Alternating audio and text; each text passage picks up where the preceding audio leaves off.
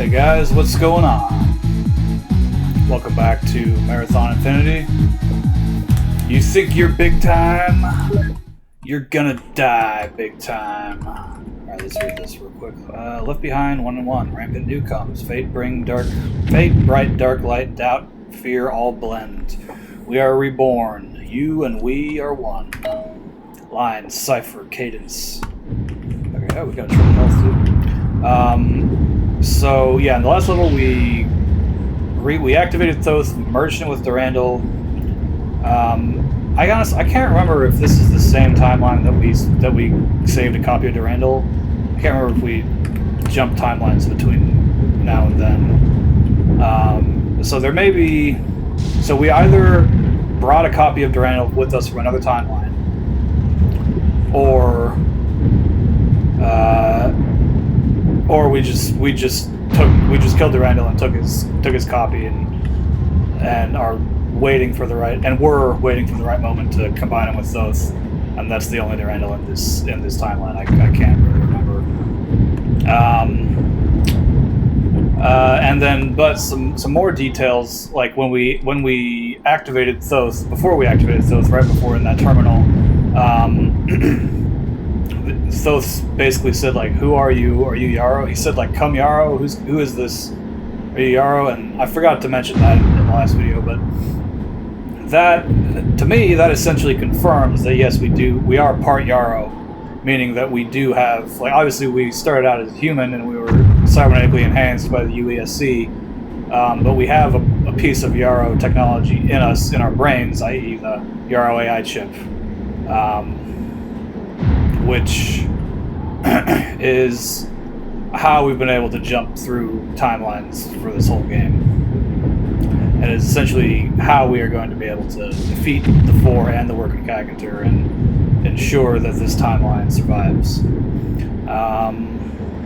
So I think I just need to pick up this chip. Oh, or not. There's a switch? Oh yeah, there is. There it is, alright.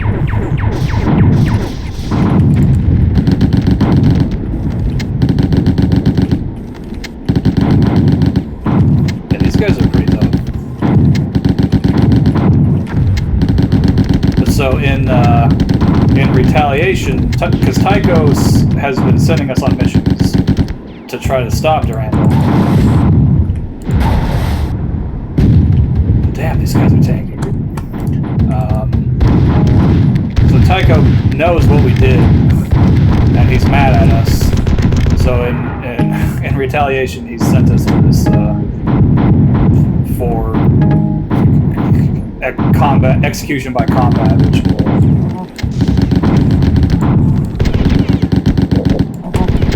And I'm pretty sure this is a ritual because there are four up there watching, and we will find a terminal later that says basically like they are not allowed to intervene. So this is meant to be like this is like a show. We are putting on, this is like a gladiator show. We're meant to be fighting for their entertainment. So I think I gotta hit that switch. Let's go and pick up any other ammo that drops. So I think the reason that people say they don't like this game as much is because of levels like this, where they, like, you know, it's a highly restricted level, you only have certain weapons and everything, but, and leading up to this, there were a lot of, like, resets where you would lose your weapons. I have a decent arsenal right now, but, the only ammo they give you in this level is SMG. And this is really the first level. And it's like one of the last levels in the game. It's really the first level where you're able to, like, just cut loose and, like, use the SMG, like, as your primary and not worry about running out of ammo, because you can only carry 8 mags, which is pretty annoying. And this thing chews through ammo real quickly, but it is good as long as you have the ammo as long as your ammo supplies last. It is a very good weapon. So, ooh, what did that do?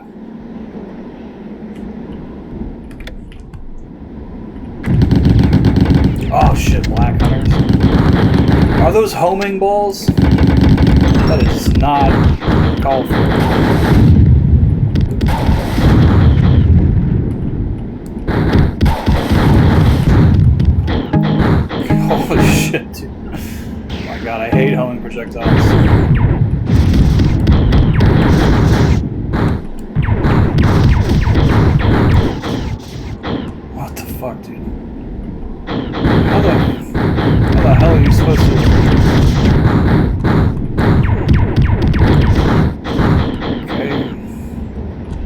careful not to...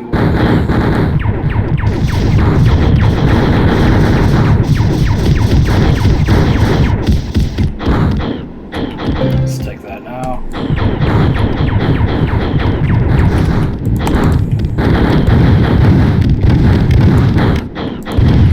Oh, there's one. Okay.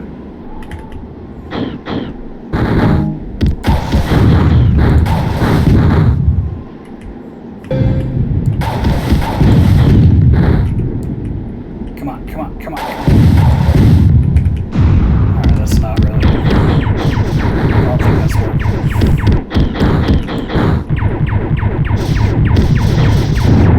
There we go. God damn. Okay. Oh!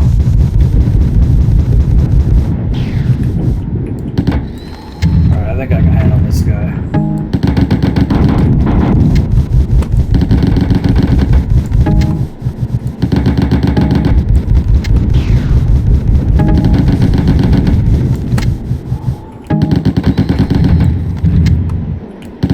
Oh, shit. I'm not gonna save it. Let's see if I can at least get a little bit of this health going. Yeah, okay.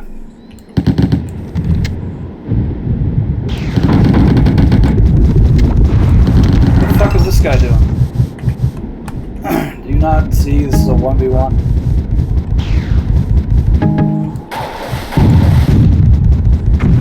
Just wait for him to stop shooting.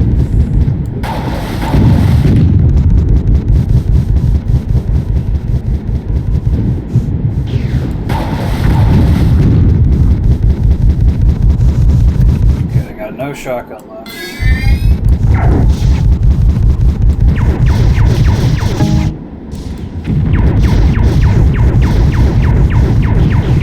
There it is. Alright.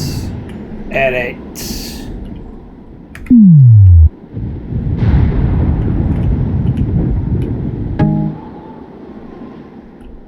Let's heal and save.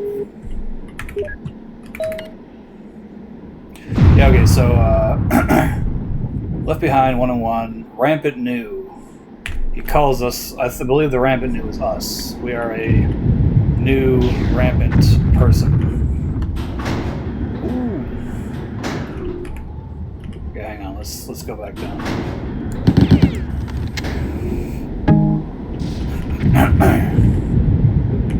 Let's grab any last few things of ammo.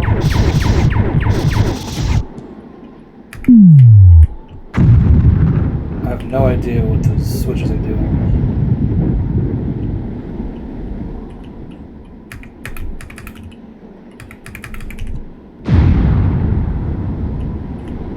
But that appears to be all the enemies. Same. Yeah, alright. We're good. Got no shotgun still, but that should be fine.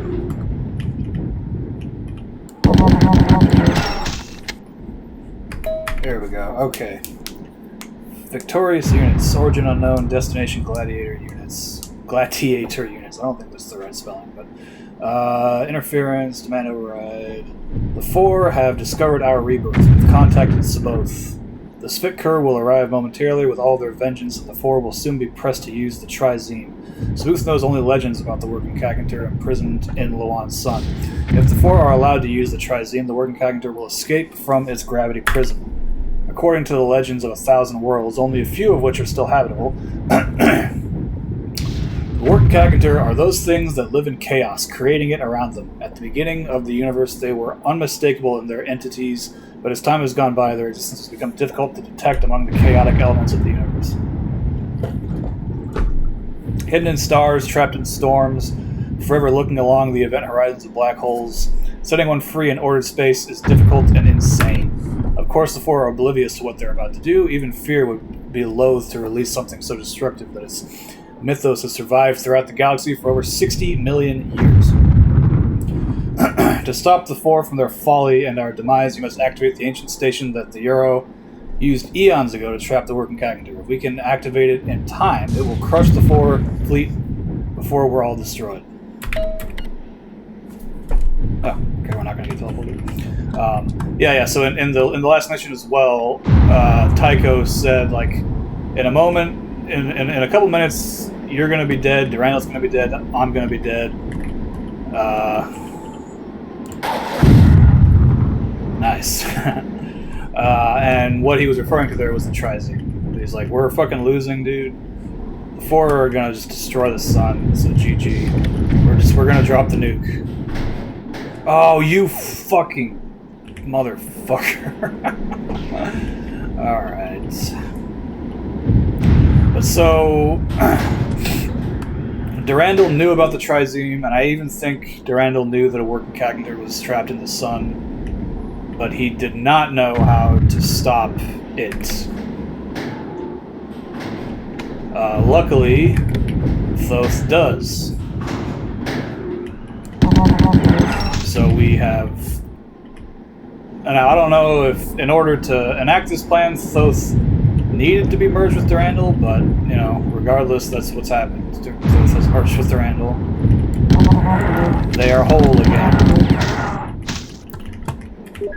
And, so yeah, we're, gonna be sent to an ancient Yarrow facility that is a gravity... That's like a gravity beam that is, you know, using gravity to trap the working character into the sun. If you destroy either the station or the sun, then the working character will be released, I think.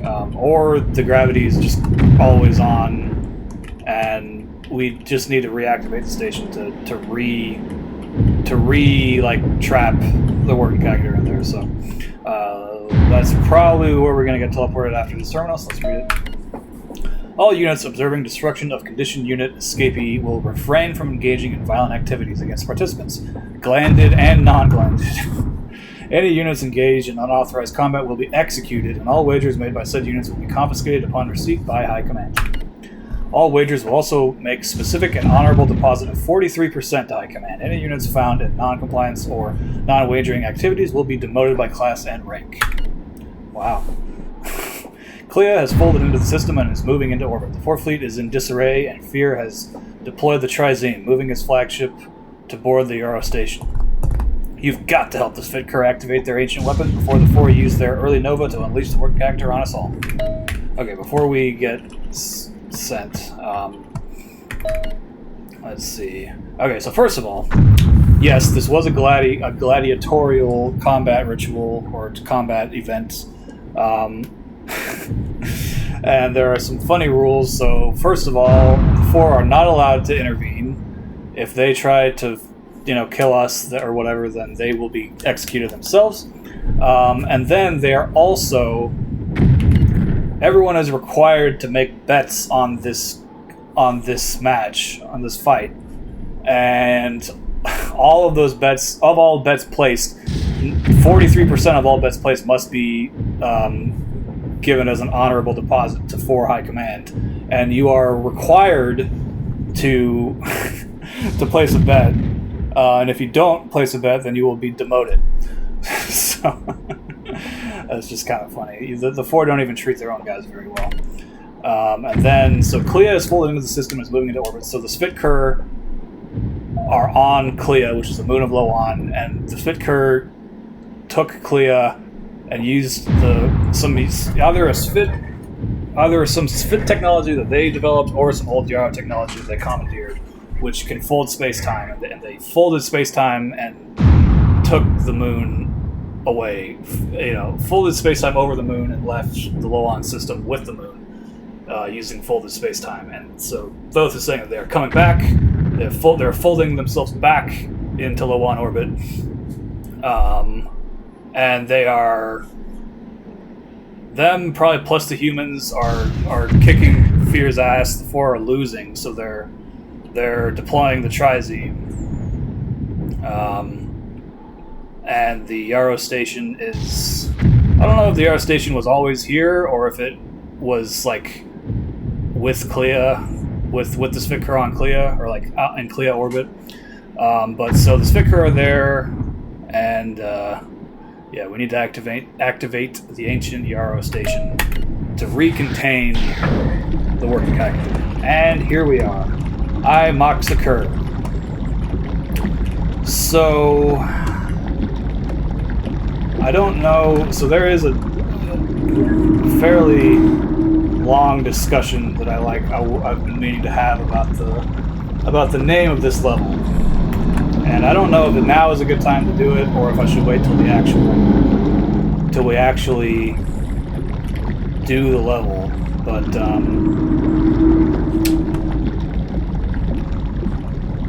because I'm pretty sure this level is going to take me a while. Like, it's not that complicated. It's not that confusing of a sequence that you have to do to complete the level, but it's just very long. Like, it doesn't look that long, but it's long. So I'm sure this will be a long episode. So we'll have the Mak-Sicur discussion right now.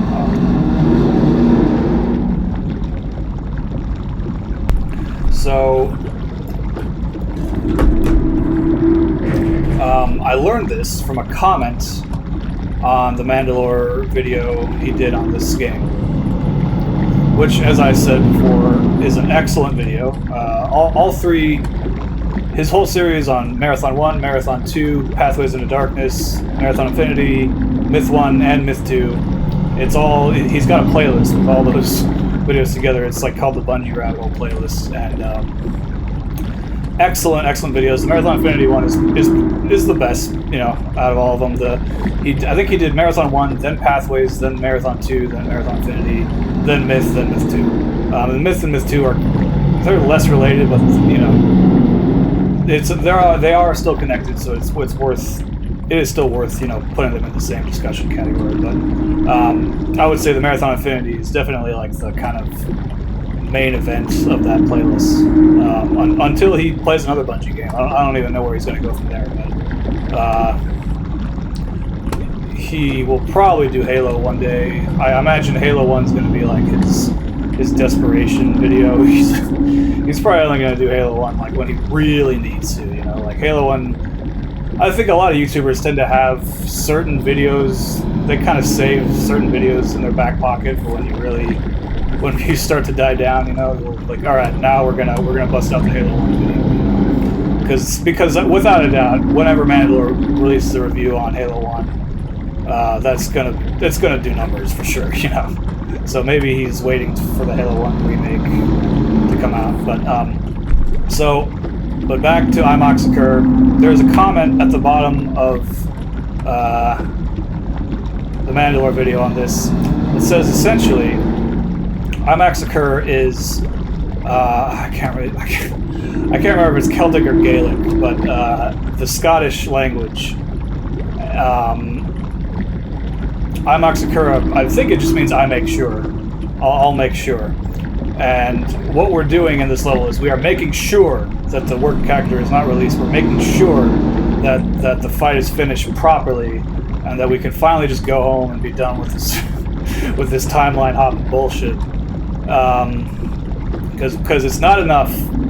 It's not enough to just defeat the 4. We need to make sure that the working character is not also released, because that's the real problem. I think in every timeline, we do beat the 4, but in every timeline, besides the Marathon 2 timeline, they use the Trizeme and unleash the working character, unknowingly unleash the working character. They were already going to die, so it doesn't really matter, but then we die too. And like, the entire Lowan solar system is destroyed by the working character. But so it's not enough to just defeat the 4. We need to make sure the working character doesn't get released. So that's where the Mak-Sicur comes into play. But digging even deeper, that phrase holds significance in Scottish folklore, because in the Scottish Civil War, I do not know the history. I only know Scottish Civil War history as deep as that comment went. But I think there were 13 clans in Scotland, and they were all at war with each other, all killing each other for control of the island. Scotland's an island. I can't even remember. But yeah, I think Scotland's an island. And they were, So a little side note, if you're wondering why the British people don't want to give Scotland independence, it's because when they do have independence, they fucking kill each other.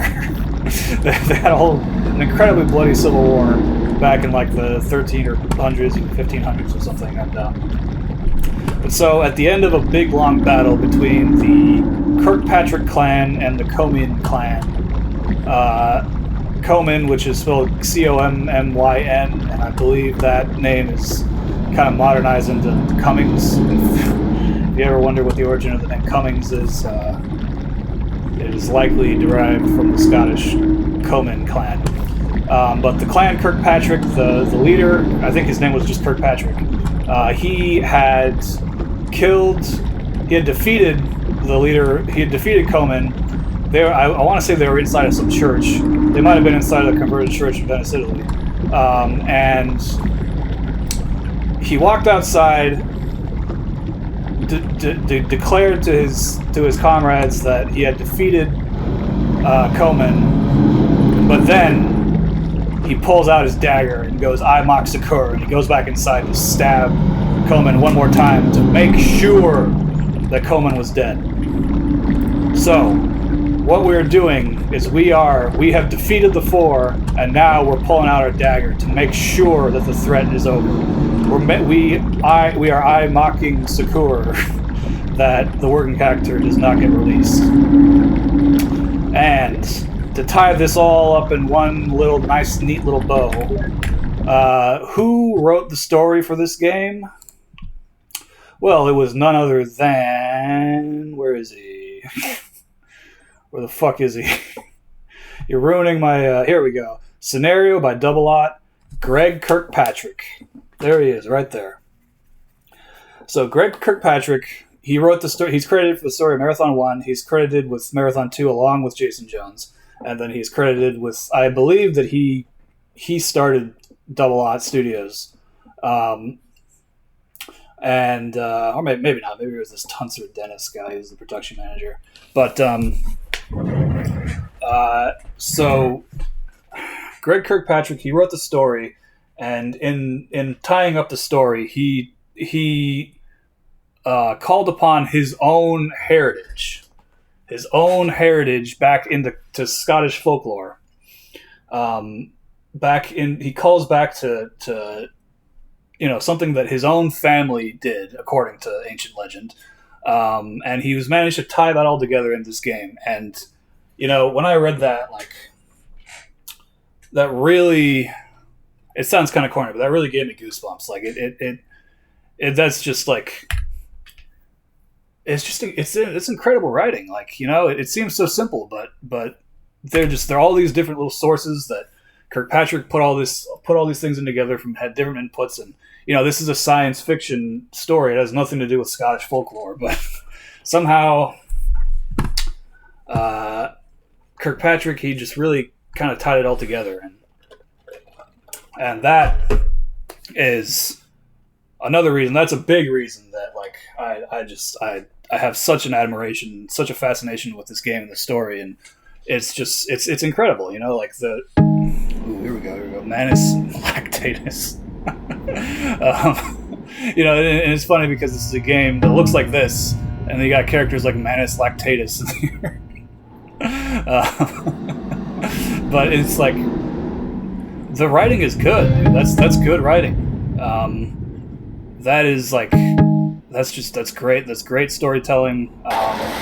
Maybe it's not great storytelling, but the story, it's told in a very convoluted way, but the story itself is great. And it all just it all just kind of ties together, and it ties together with real world scenarios and real world themes. And I think it's just amazing. All right, let's see how this. Come on, get him! Oh, he's gonna die. Oh, dude! All right, can you get another? Ah, damn. All right. But so reading that, I don't think I read that comment until maybe the second time that I rewatched the Mandalore video. But that comment just really kind of, it's just another level that this game operates on, and the writing of this game is just that good, So I think that's enough to discussion on DIE-Mak-Sicur. Thank you very much for watching. We will continue this level in the next episode. That will be the end of the series for Marathon Infinity. So I hope you guys have enjoyed. I hope, you know, and I hope that little part about DIE-Mak-Sicur and the Kirkpatrick, like that, I think that is a very important detail. And not a lot of people are going to know that necessarily unless you've read that that specific comment on that man and that specific video. I'm guessing that guy who wrote that comment is either Scottish or he just, you know, knows a lot about Scottish folklore, which I do not. But you know, it's I did a little bit of research after that, and because he the comment he just talks about Kirkpatrick. He just says Kirkpatrick did this, Kirkpatrick did that. I was like, what the fuck is he talking about? I thought they were talking about like this Kirkpatrick, you know, Greg Kirkpatrick. But no, they're talking about the Kirkpatrick from Scottish folklore in the Scottish Civil War. So, you know, that's just that's, I see what you did there, Greg, and I doubt Greg Kirkpatrick will ever read this, but ever hear this. But, you know, if you are watching or are listening, Greg Kirkpatrick, that is an absolute gold star. That is some of the best narrative that I have seen in any video game or any piece of media, honestly. It's just, that's good. If it's good, it's good. You know, I'm 30 years old. I've been consuming media for a long time. I was actually born in 1996. I am as old as this game. And I think I know quality when I see it. And man, this is some quality. So, thanks again for watching, guys. That'll be all for today's video. We will continue in DIE-Mak-Sicur in the next one. So, I will see you then. Thanks.